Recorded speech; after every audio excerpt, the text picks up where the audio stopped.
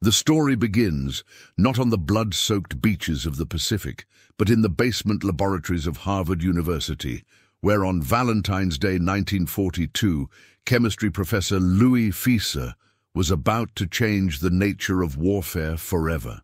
In the depths of Converse Chemical Laboratory, beneath the cobblestones of Cambridge, Massachusetts, a small team of scientists was quietly developing what would become one of the most devastating weapons of the Second World War. The war had been raging for over 2 years in Europe, and for just over 2 months since Pearl Harbor had thrust America into the global conflict. Yet far from the front lines, in a glass-enclosed room within a room, Professor Fieser and his associate E.B. Hirschberg were conducting experiments that would fundamentally alter the Pacific theater.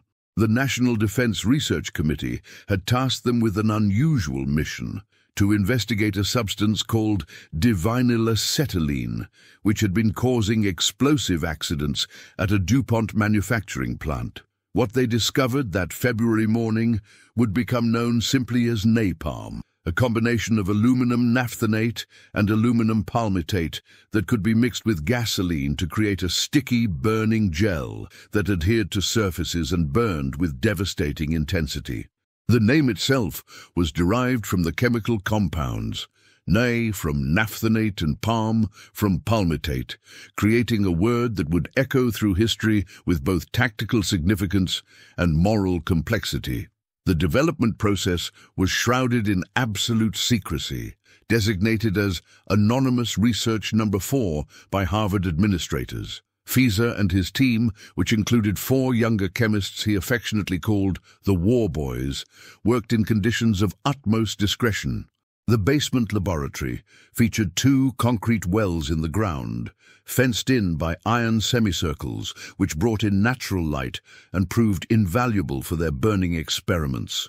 When they needed to conduct more extensive tests, they moved to the 3rd floor of the now demolished Woolcott-Gibbs laboratory, where they installed a powerful ventilation system that could suck smoke from their experiments directly through the roof. The secrecy was so complete that even Fieser's wife Mary, who had co-authored 36 research papers with her husband and collaborated on 6 books, was initially kept in the dark about the nature of his work. She would later recall how he would come home each evening with mysterious smudges on his clothes from conducting burning tests, presenting what she described as a puzzle, until she was finally let into the secret weeks later.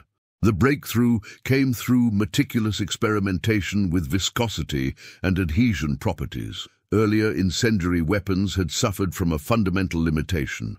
They burned quickly, but did not stick to targets, limiting their effectiveness. Fieser's team discovered that by creating a gel-like substance, they could dramatically increase both the burning duration and the weapon's ability to cling to structures and terrain. The napalm mixture had 3 revolutionary characteristics that made it superior to previous incendiary agents. It greatly increased the probability of igniting other flammable materials in the target area. Its viscoelasticity extended the range of flamethrower projections by 2 to 3 times, and unlike other incendiary agents, it was not self-igniting, making it much safer to handle and transport. The first field test occurred on July 4, 1942, America's first Independence Day since entering the war, on what is now O'Heary Field at Harvard. University workers had prepared a circular pool 60 yards in diameter, which Cambridge fire trucks filled with water as a safety precaution. As tennis players continued their games on adjacent courts, seemingly oblivious to the historic nature of the moment unfolding nearby, Fieser and 8 assistants towed a 70-pound napalm bomb to the center of the pool and bolted it onto a metal stand.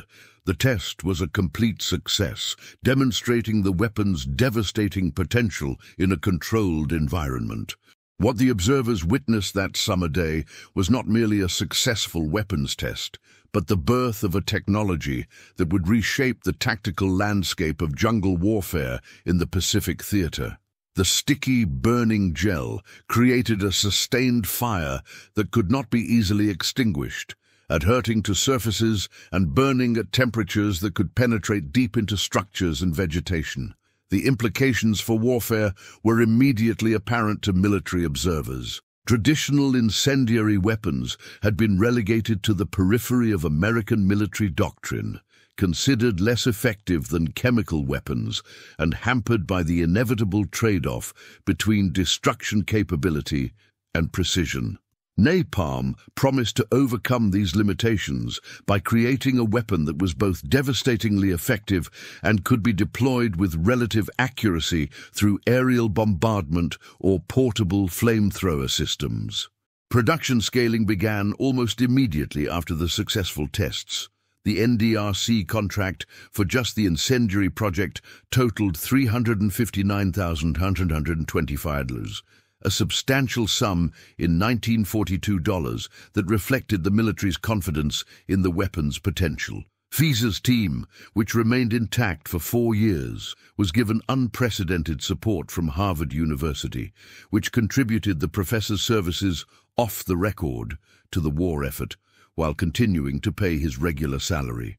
This arrangement allowed FISA to abandon his normal teaching and research duties to focus entirely on perfecting the incendiary weapon.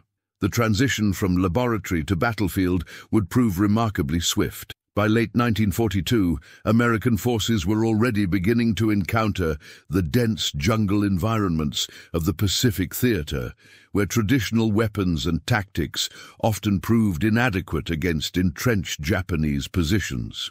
The Japanese military had demonstrated remarkable proficiency in jungle warfare during their rapid conquests of 1941 and early 1942, utilizing the terrain to maximum advantage and creating defensive positions that were nearly impregnable to conventional assault. American military commanders quickly recognized that the Pacific War would require new approaches to combat operations.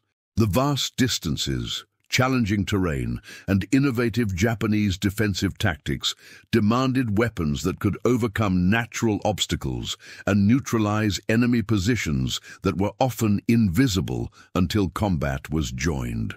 The dense jungle canopy that characterized much of the Pacific Theater provided natural camouflage and protection for Japanese forces, while severely limiting the effectiveness of traditional artillery and air bombardment. Napalm offered a potential solution to these tactical challenges.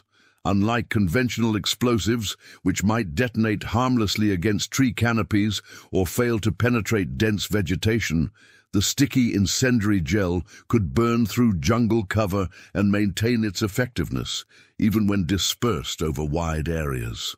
The weapon's ability to create sustained fires meant that it could deny terrain to enemy forces and force defenders to abandon positions that might otherwise be nearly impossible to assault. The first combat deployment of napalm occurred in Sicily in August 1943, when American troops used the incendiary to destroy a wheat field suspected of sheltering German forces. This initial use, while tactically successful, provided only a glimpse of the weapon's true potential. It was in the Pacific Theater, with its unique combination of jungle terrain and entrenched enemy positions, that napalm would truly demonstrate its devastating capabilities. The weapon's introduction to Pacific operations came on December 15, 1943, when American soldiers first used napalm in portable flamethrowers to burn Japanese defenders out of a cave system on Pilelo, a small island northeast of New Guinea. This engagement provided the first indication of how the incendiary weapon might transform jungle warfare, as American forces were able to neutralize defensive positions that had previously required costly frontal assaults with conventional weapons. The success of these initial deployments led to rapidly increasing demand from field commanders who witnessed napalm's effectiveness firsthand. Military production facilities began scaling up manufacture dramatically, with napalm production increasing from 500,000 pounds in 1943 to 8 million pounds in 1944. Much of this production was concentrated in 9 American factories that supplied bomb assembly plants, where the incendiary gel was packed into M69 bombs, 38 of which were then clustered into E-46 bomb casings for aerial delivery. The tactical advantages of napalm in jungle environments became increasingly apparent as American forces advanced through the Pacific island chains. Traditional high-explosive bombs often proved ineffective against Japanese defensive positions, which were typically well concealed within natural terrain features and protected by dense vegetation.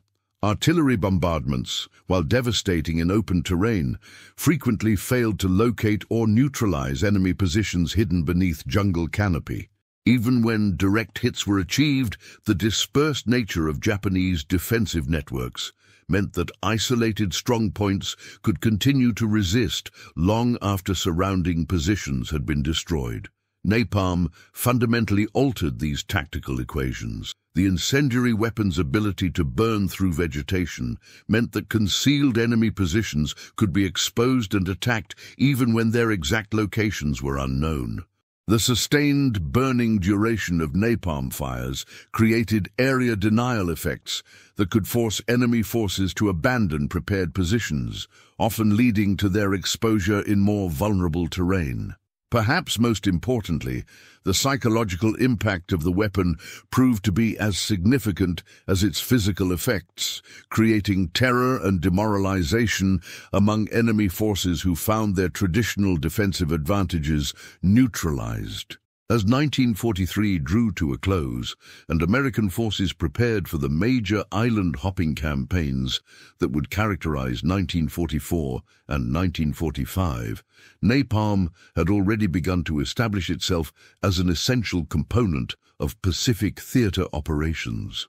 The weapon that had been born in a Harvard basement was about to face its ultimate test in the jungles of New Guinea, the Philippines, and the countless other islands that stood between American forces and the Japanese mainland. The transformation from laboratory curiosity to battlefield necessity had taken less than 2 years, a remarkably short development cycle that reflected both the weapon's inherent effectiveness and the urgent tactical requirements of Pacific theater operations.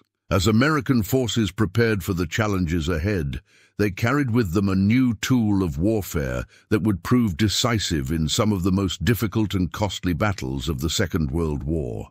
The stage was now set for napalm to demonstrate its full potential in the dense jungles and fortified positions that awaited American forces in the campaigns to come. What had begun as an academic investigation into industrial accidents was about to become a defining element of one of history's most challenging military campaigns.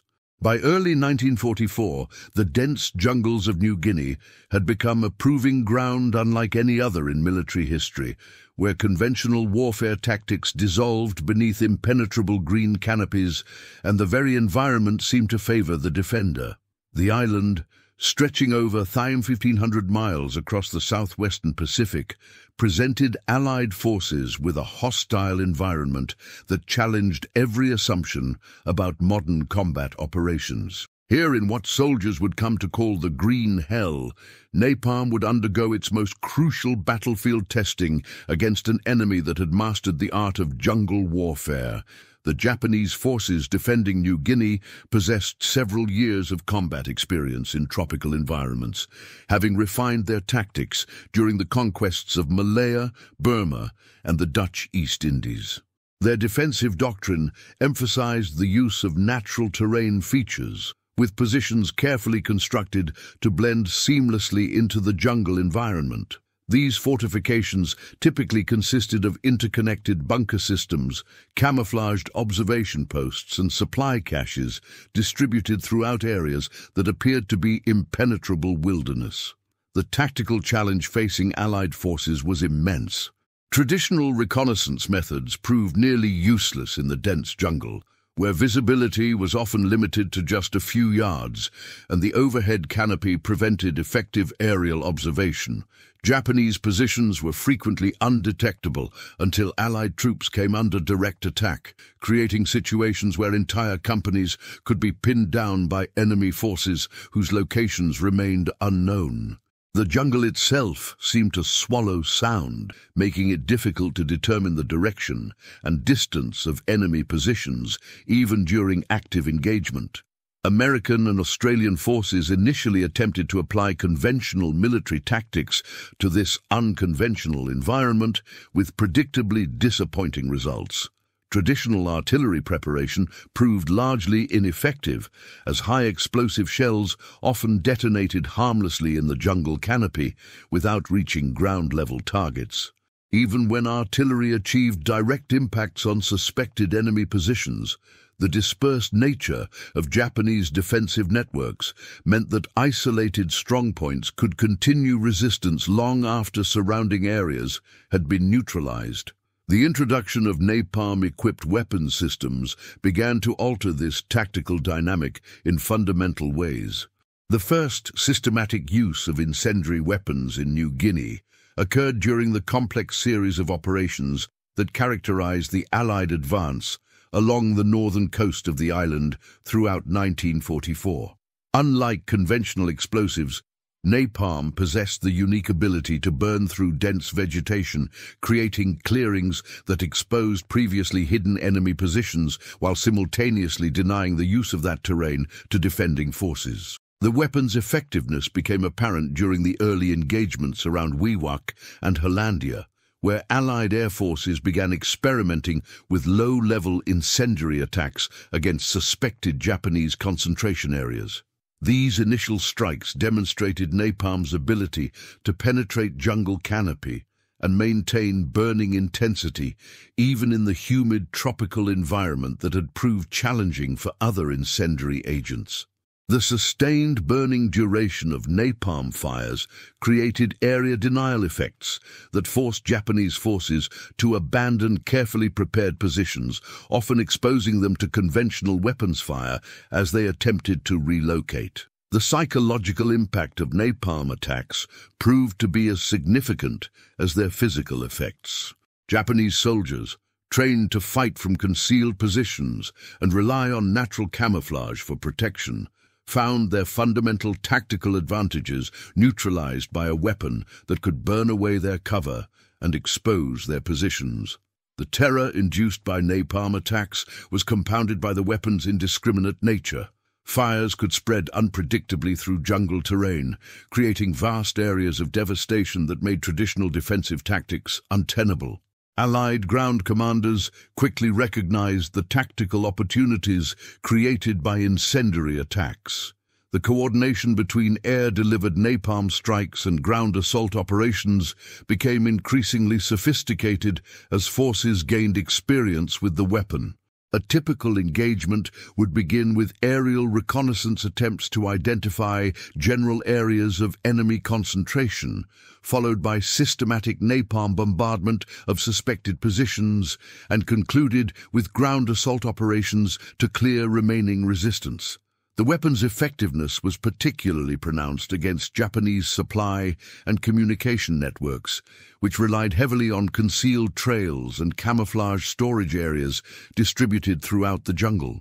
Napalm strikes could destroy supply caches and deny the use of infiltration routes that conventional weapons might never have located. The sustained burning effects of incendiary attacks also disrupted Japanese communication systems, as radio operators were forced to abandon concealed positions and establish new communication posts in less advantageous locations. The Battle of the Bismarck Sea in March 1943 had already demonstrated the potential of air power in the Pacific theater, but the New Guinea campaigns of 1944 showed how incendiary weapons could complement traditional air interdiction operations. Allied air forces developed innovative tactics for delivering napalm against jungle targets, including low-level skip bombing techniques adapted for incendiary weapons and coordinated attacks that combined conventional explosives with incendiary agents. The M69 incendiary bomb became the standard weapon for these operations, packed with napalm gel that would ignite 3 to 5 seconds after impact and project flaming material over a wide area. These bombs were typically delivered in clusters, with each E-46 cluster bomb containing 38 individual M69 incendiaries that would disperse over the target area to create overlapping coverage. The timing delay, built into the M69 fusing system, allowed the bombs to penetrate jungle canopy before ignition, ensuring that the incendiary effects reached ground level where enemy positions were located. Ground-based flamethrower operations also evolved significantly during the New Guinea campaigns. The M1A1 portable flamethrower, modified to handle the higher operating pressures required for napalm projection, could deliver burning gel to distances of up to 50 yards, 2 to 3 times the range of earlier incendiary weapons. These weapons proved particularly effective against Japanese bunker systems and cave fortifications, where the adherent properties of napalm gel allowed the incendiary material to penetrate into defensive positions and maintain burning intensity even in confined spaces. The tactical integration of flamethrower operations with infantry assault techniques became increasingly sophisticated as American forces gained experience. Flamethrower teams were typically organized as part of larger assault groups that included suppressive fire elements, demolition specialists, and conventional infantry. The success of these combined operations depended heavily on coordination and timing, as flamethrower operators were particularly vulnerable to enemy fire while preparing their equipment for deployment.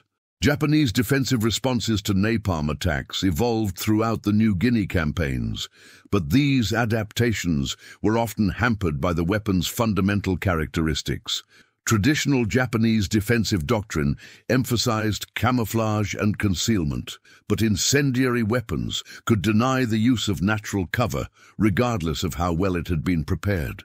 Attempts to create fire breaks around defensive positions were often impractical in the dense jungle environment, where such modifications would reveal position locations to aerial reconnaissance. The environmental conditions of New Guinea presented unique challenges and opportunities for incendiary weapon employment. The high humidity and frequent precipitation that characterized the tropical climate could potentially reduce the effectiveness of burning agents, but the dense vegetation and accumulated organic matter on the jungle floor provided abundant fuel for sustained fires. The result was often conflagrations that spread far beyond the initial target areas, creating vast areas of devastation that fundamentally altered the tactical landscape. Allied forces learned to exploit these environmental characteristics through careful timing of incendiary attacks. Operations during the dry season months could achieve particularly devastating results, as reduced moisture content in vegetation made jungle areas more susceptible to sustained burning. The coordination of weather conditions with tactical operations became an important element of mission planning, as commanders sought to maximize the area denial effects of napalm strikes. The logistical challenges of supporting incendiary weapon operations in the New Guinea environment were considerable. Napalm gel had to be transported across vast distances of ocean and then moved through jungle terrain to forward operating bases. The weapon's non-self-igniting characteristics made it relatively safe to handle, but the specialized equipment required for mixing and loading incendiary agents demanded trained personnel and appropriate facilities. Supply operations for ground-based flamethrower units were particularly complex, as each weapon system required substantial quantities of fuel and compressed gas for operation.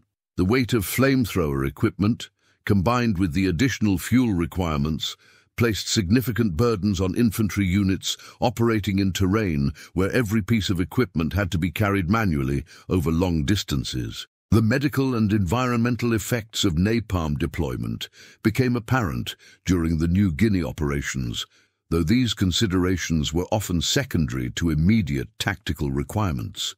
The weapon's ability to create sustained high-temperature fires in humid tropical environments produced severe burn injuries among enemy personnel caught in target areas. The indiscriminate nature of incendiary attacks also meant that civilian populations and natural ecosystems suffered collateral damage, though these effects were often considered acceptable given the tactical advantages achieved. The evolution of Japanese tactics in response to napalm deployment revealed both the weapon's effectiveness and its limitations. Enemy forces began to modify their defensive preparations by creating deeper underground positions and improving drainage systems to reduce the penetration effects of burning gel. These adaptations required significant time and resources to implement, often forcing Japanese forces to abandon advantageous positions in favor of less favorable locations that could be better protected against incendiary attack. By the conclusion of the New Guinea campaigns in late 1944, napalm had established itself as an essential component of Allied tactical operations in jungle environments. The weapon had proved capable of overcoming many of the fundamental advantages that traditional jungle defensive tactics had provided to enemy forces. However, the campaigns had also revealed the limitations and challenges associated with incendiary weapon employment, setting the stage for further tactical evolution in the major island operations that would follow. The lessons learned in New Guinea would prove invaluable as Allied forces prepared for the increasingly complex and costly operations against Japanese strongholds throughout the Pacific. The green hell of New Guinea had served as a laboratory for developing and refining tactics that would prove essential in the campaigns to come, where the combination of jungle terrain and fanatical enemy resistance would test every innovation in modern warfare. The transformation of napalm from a ground support weapon to the centerpiece of strategic aerial bombardment represented one of the most significant tactical innovations of the Pacific War. As Allied forces advanced through the Pacific Island chains during 1944 and early 1945, military commanders increasingly recognized that conventional precision bombing tactics, successful in the European theater, required fundamental modification to address the unique challenges of jungle warfare and dispersed enemy positions. The limitations of traditional bombing approaches had become apparent during the early phases of the Pacific Campaign. High-altitude precision bombing, the cornerstone of American air doctrine, proved largely ineffective against Japanese positions concealed beneath dense jungle canopy. Even when bombing accuracy was achieved, the explosive effects of conventional ordnance often failed to penetrate through multiple layers of vegetation to reach ground-level targets. The dispersed nature of Japanese defensive networks meant that isolated strong points could survive even massive bombardment campaigns, requiring costly ground operations to neutralize remaining resistance. Curtis LeMay, who assumed command of the Vespuccian Bomber Command in January 1945, recognized that entirely new tactical approaches would be necessary to maximize the effectiveness of strategic bombing operations against Japanese targets. LeMay had observed the limited success of precision bombing campaigns against Japanese industrial targets and concluded that the combination of weather conditions, target dispersion, and defensive countermeasures severely limited the effectiveness of conventional bombing doctrine. The decision to transition to large-scale incendiary bombing represented a fundamental shift in American strategic thinking. Rather than attempting to achieve precision destruction of specific military targets, the new approach would focus on creating widespread area destruction that would overwhelm Japanese defensive capabilities and force the abandonment of entire defensive zones. This tactical evolution reflected growing understanding of how incendiary weapons could exploit the environmental characteristics of Pacific theater operations. The first systematic test of massed incendiary bombing occurred on February 25, 1945, when 174 B-29 superfortresses conducted a high-altitude daylight raid against Tokyo using a combination of incendiary and fragmentation bombs.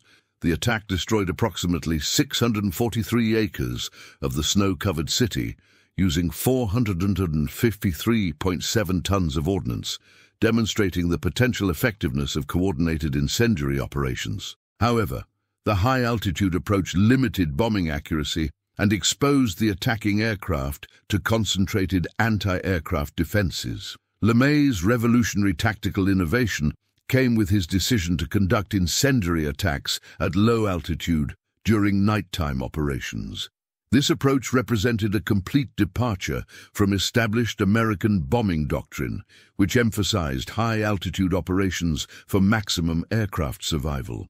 The new tactics called for B-29s to operate at altitudes between 5,000 and 9,000 feet, flying individually rather than in defensive formations, and with most defensive armament removed to maximize bomb-carrying capacity. The tactical justification for these radical changes was based on careful analysis of Japanese defensive capabilities. Intelligence assessments indicated that Japanese night fighter forces were weak and poorly coordinated, reducing the threat to low-flying aircraft during darkness operations. Anti-aircraft artillery systems were also less effective against low-altitude targets at night, as optical tracking systems could not maintain accuracy in reduced visibility conditions. By removing defensive guns and reducing aircraft weight, individual bombers could carry substantially larger bomb loads while maintaining sufficient speed and maneuverability to evade defensive fire.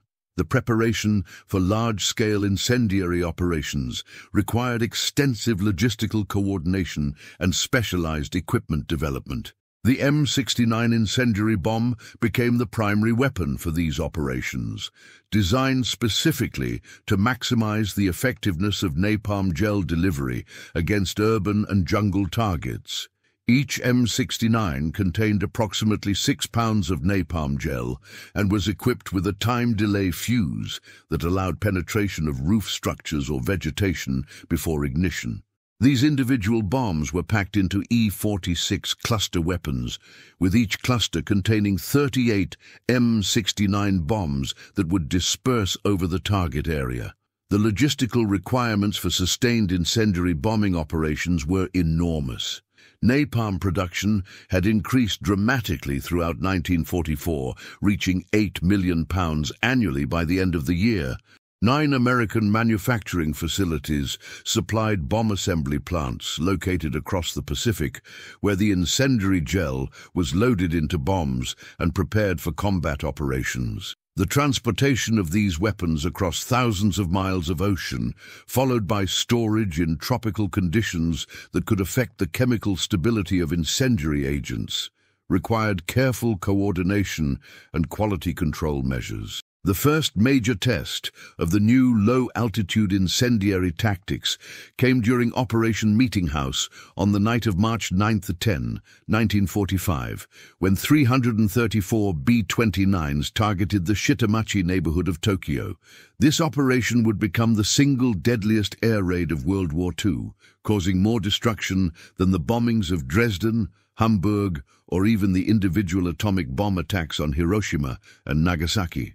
The tactical success of Operation Meeting House demonstrated the devastating potential of coordinated incendiary attacks and established the template for subsequent operations. The bombing pattern employed during Operation Meeting House reflected careful planning designed to maximize fire spread and prevent effective firefighting responses. The initial aircraft dropped bombs in a large X pattern centered in Tokyo's densely populated working-class districts, creating clearly visible reference points for following bombers. Subsequent waves of aircraft simply aimed their ordnance near the burning X, creating overlapping coverage that ensured sustained ignition across the entire target area.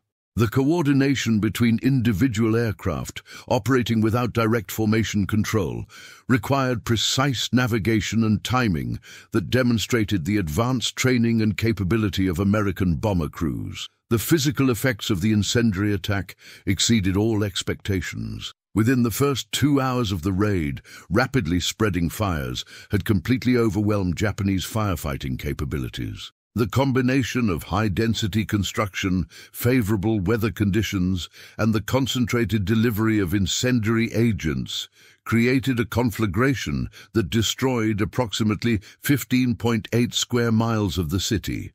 The fires reached temperatures that created massive updrafts capable of damaging attacking aircraft, with 27 B-29s lost, due to being caught in these thermal columns, mechanical failures, or defensive fire.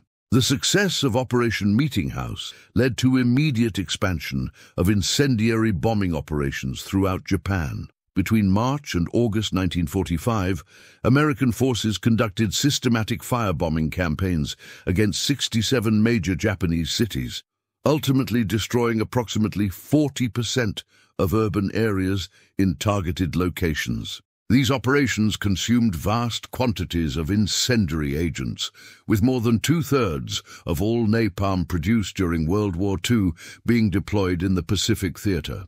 The tactical evolution of incendiary bombing extended beyond strategic attacks against Japanese cities to include direct support of ground operations in jungle environments. The lessons learned from urban incendiary operations were adapted for use against military targets concealed in tropical vegetation.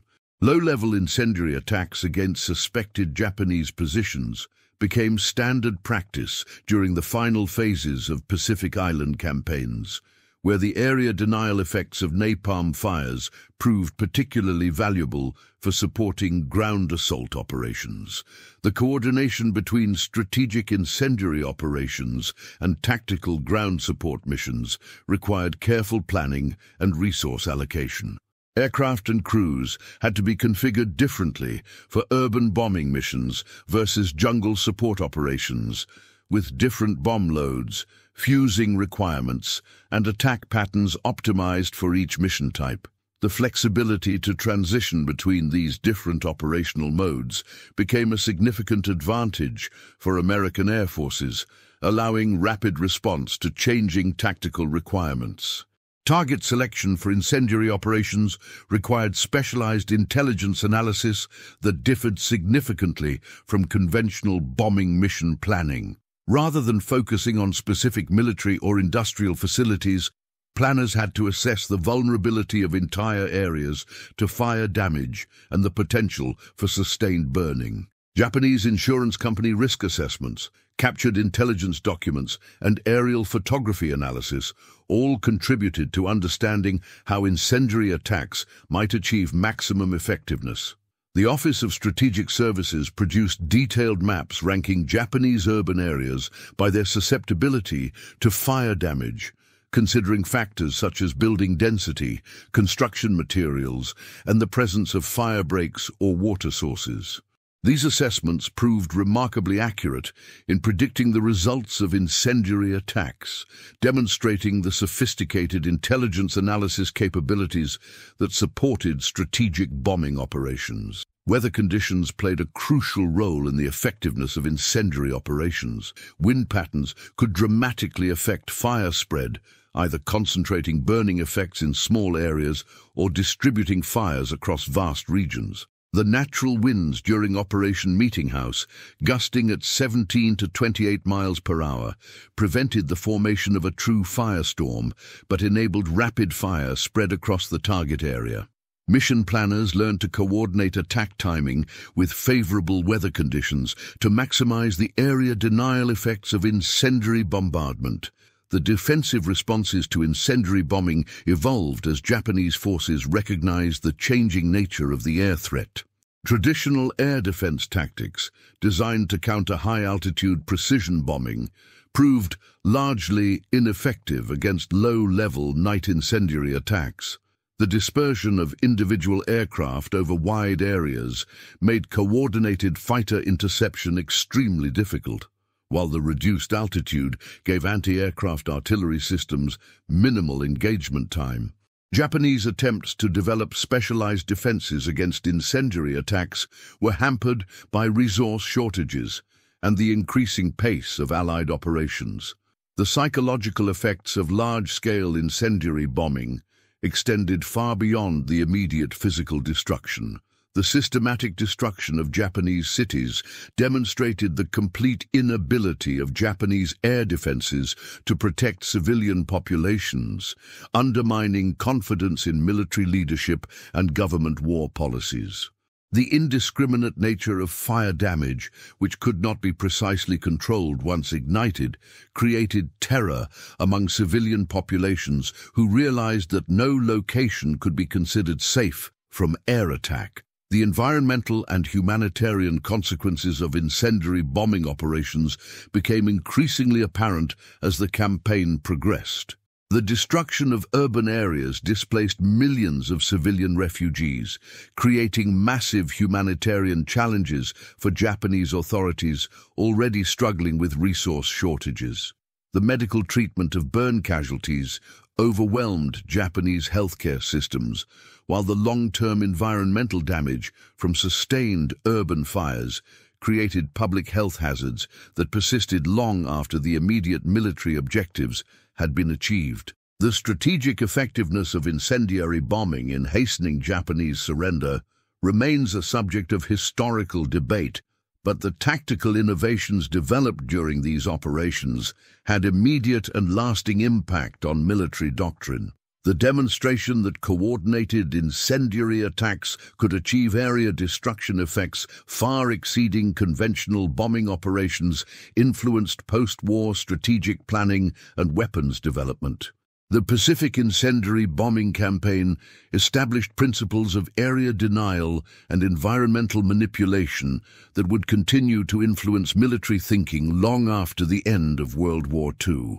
By the time of Japanese surrender in August 1945, incendiary bombing had evolved from an experimental tactical innovation to the dominant form of strategic air warfare in the Pacific theater. The transformation from Professor Pfizer's laboratory experiments to the systematic destruction of entire urban areas represented one of the most rapid and complete tactical evolutions in military history.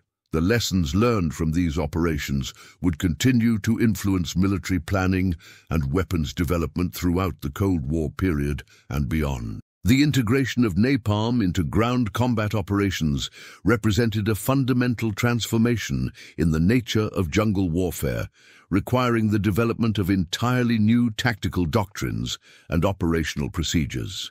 As American forces advanced through increasingly fortified Japanese positions during 1944 and 1945, the coordination between incendiary weapons and conventional ground assault techniques became essential for overcoming defensive advantages that had made jungle combat so costly for attacking forces.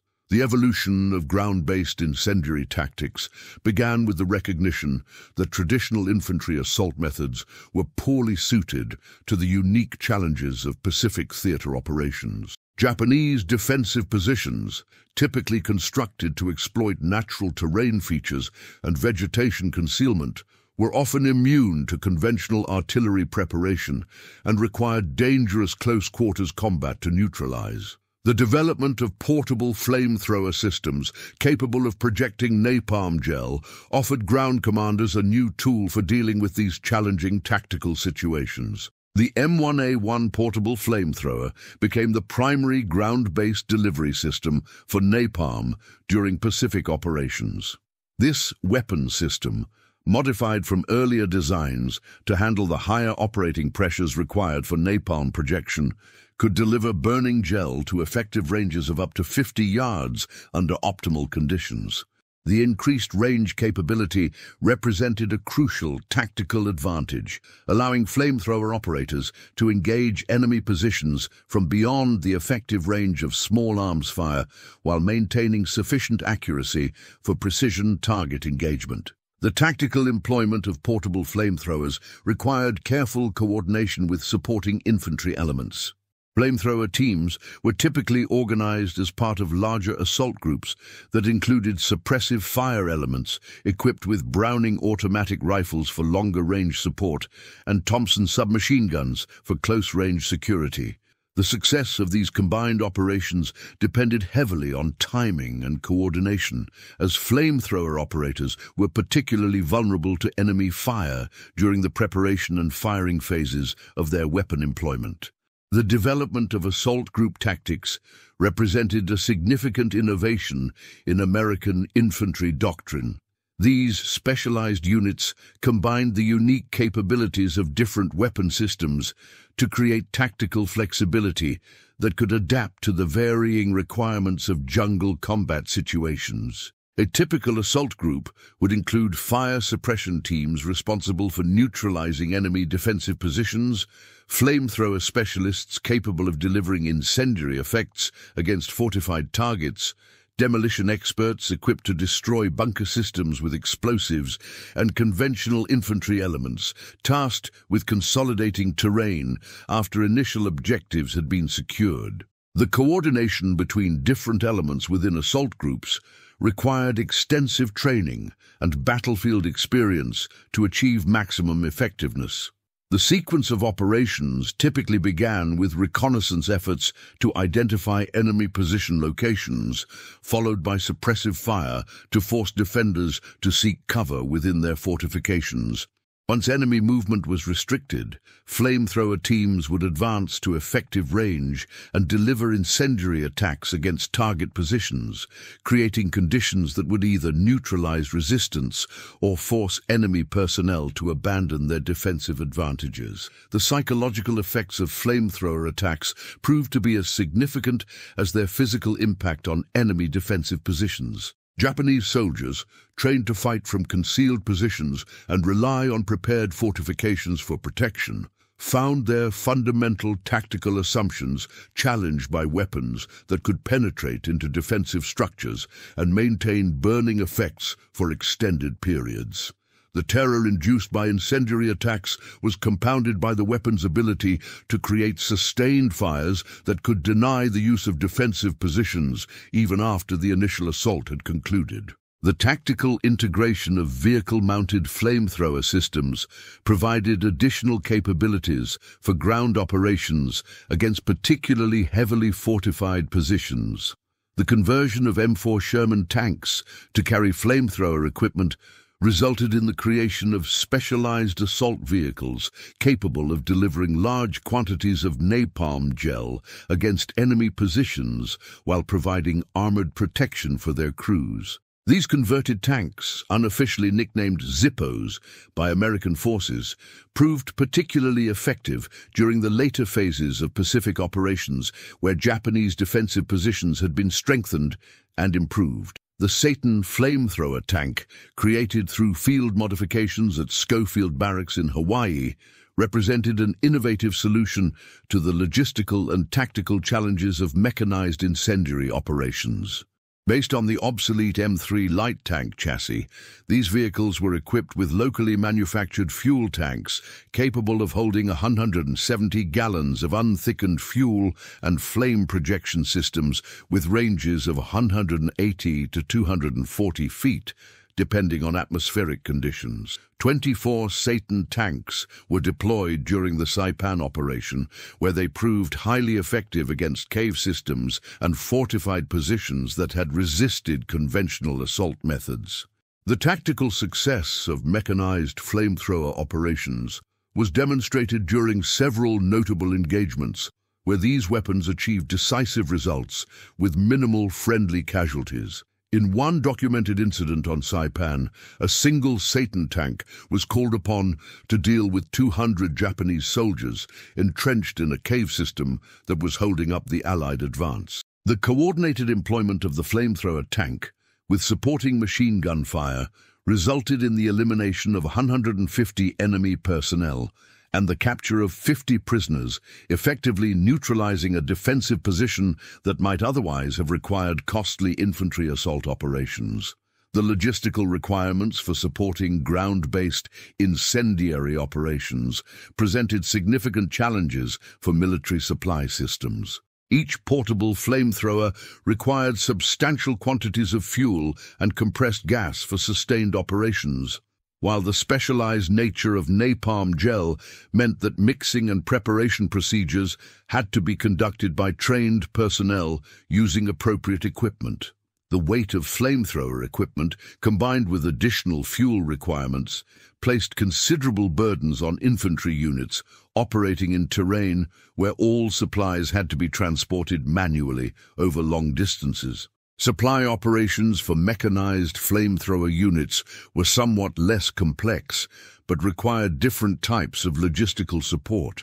Vehicle-mounted systems could carry larger quantities of fuel and operated at lower pressures than portable units, reducing some of the technical requirements for field maintenance.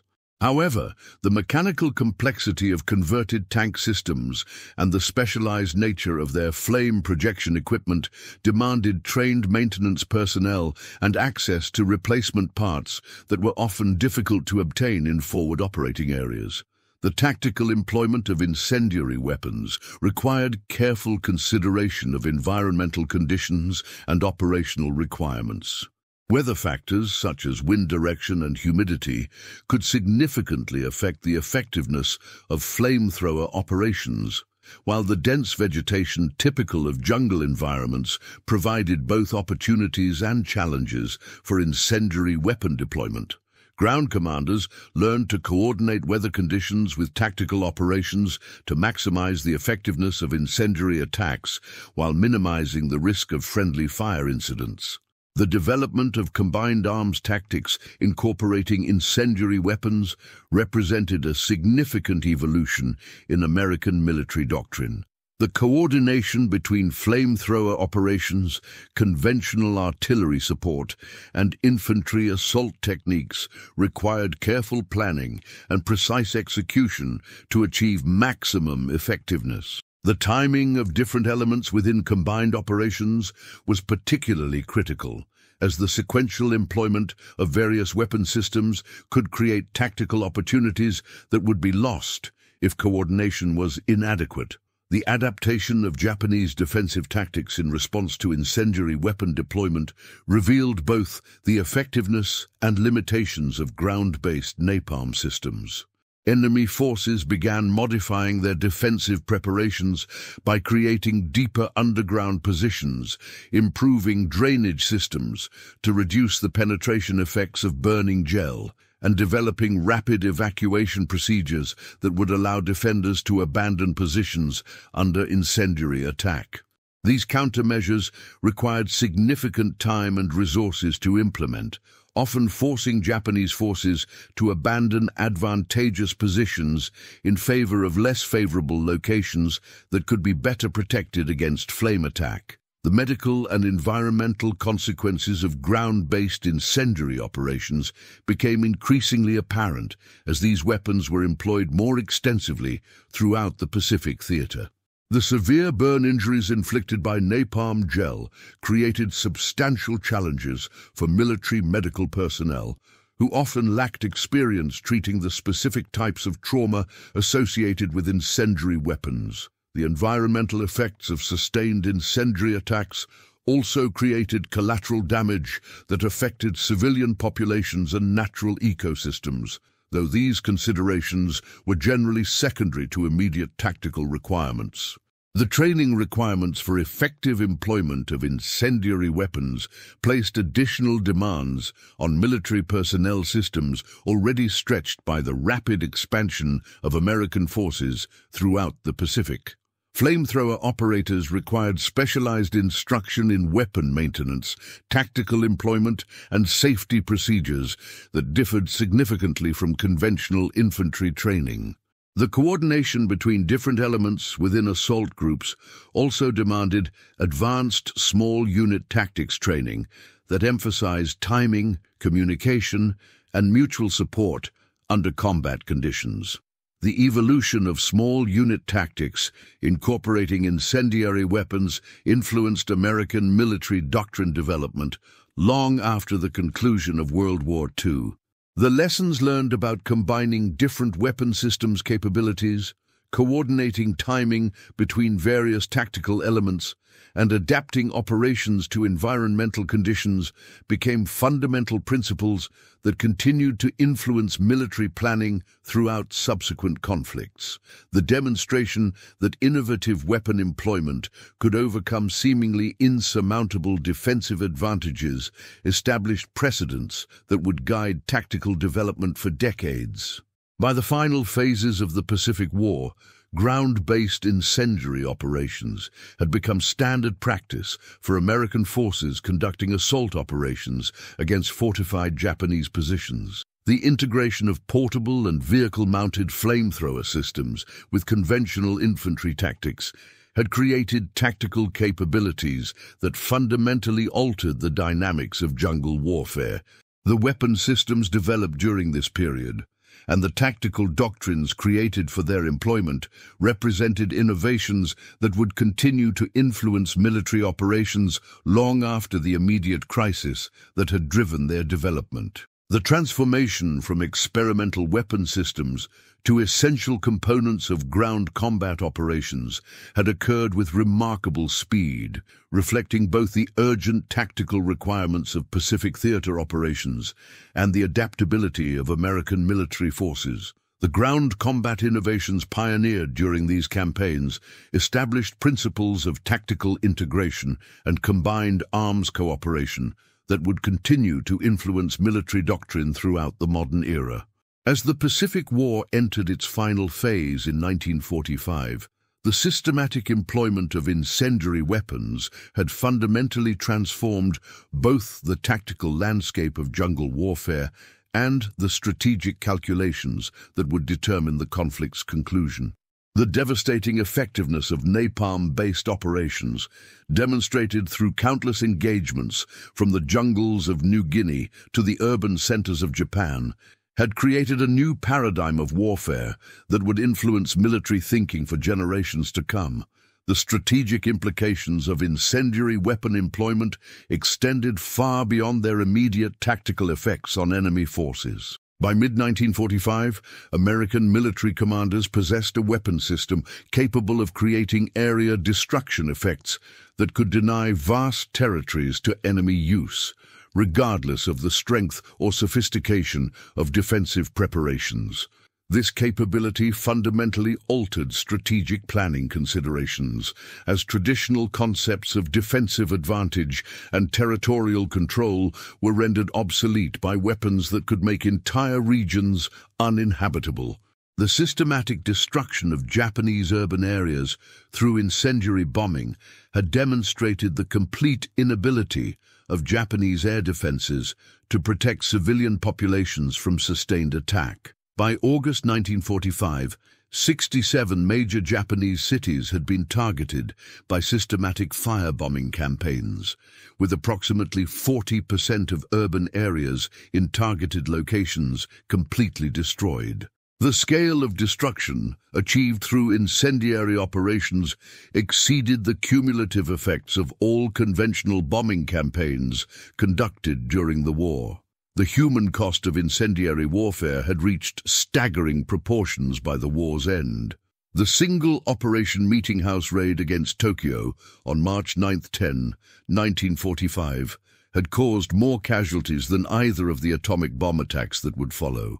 The systematic employment of incendiary weapons throughout Japan had displaced millions of civilian refugees, creating humanitarian challenges that overwhelmed Japanese government capabilities and contributed significantly to the collapse of civilian morale. The technological evolution of incendiary weapons during the Pacific War had progressed with unprecedented speed, transforming Professor Fiese's laboratory experiments into an integrated weapon system capable of strategic-level effects. The development process, from initial concept to full-scale deployment, had required less than 3 years, a remarkably short timeline that reflected both the weapon's inherent effectiveness and the urgent tactical requirements that had driven its development. Production statistics revealed the massive scale of incendiary weapon employment during the final year of the Pacific War. Napalm production had increased from £500,000 in 1943 to over £8 million in 1944, with even higher production rates achieved during 1945. More than 2/3 of all napalm produced during World War II was deployed in the Pacific theater, with the vast majority used during the final 18 months of the conflict. The logistical achievement represented by this production and deployment effort demonstrated the industrial capacity that American forces could bring to bear when decisive weapon systems were identified. The tactical lessons learned from incendiary weapon employment had implications that extended far beyond the immediate requirements of Pacific theater operations. The demonstration that environmental factors could be exploited to achieve military objectives established new concepts of warfare that incorporated natural systems as force multipliers. The ability to deny territory through environmental modification rather than physical occupation created strategic possibilities that would influence military planning throughout the Cold War period. The integration of incendiary weapons with conventional military operations had required the development of entirely new tactical doctrines and operational procedures. The coordination between aerial incendiary attacks, ground-based flamethrower operations, and conventional assault techniques had created combined arms capabilities that maximized the effectiveness of each component system. These tactical innovations demonstrated the importance of weapons system integration and established principles of combined operations that would continue to influence military doctrine for decades. The psychological effects of incendiary warfare had proved to be as significant as the physical destruction achieved through these operations. The terror induced by napalm attacks, combined with their indiscriminate and uncontrollable nature, had created demoralization effects among both military and civilian populations that contributed significantly to Japanese surrender decisions. The demonstration that civilian populations were completely vulnerable to air attack, regardless of defensive preparations, had undermined confidence in Japanese government capabilities and military leadership. The Japanese military response to incendiary weapon employment had revealed both the strengths and limitations of adaptive defensive tactics. While Japanese forces had developed countermeasures for specific types of incendiary attacks, the fundamental characteristics of napalm-based weapons made comprehensive defense virtually impossible. The ability of incendiary weapons to exploit environmental conditions and create self-sustaining destruction effects meant that defensive responses were often inadequate, regardless of the resources devoted to their implementation. The environmental and humanitarian consequences of extensive incendiary weapon employment had created long-term effects that persisted long after the immediate military objectives had been achieved. The destruction of urban areas had created public health hazards, displaced massive populations, and eliminated industrial capabilities that would require years to rebuild. The ecological damage caused by sustained incendiary attacks in jungle environments had altered natural systems in ways that would continue to affect these regions for decades. The strategic bombing campaign using incendiary weapons had achieved effects that went beyond physical destruction to include fundamental changes in Japanese government policy and military strategy. The systematic destruction of urban areas had eliminated much of Japan's dispersed manufacturing capability, while the demonstration of complete vulnerability to air attack had forced Japanese military leaders to acknowledge the impossibility of continuing effective resistance.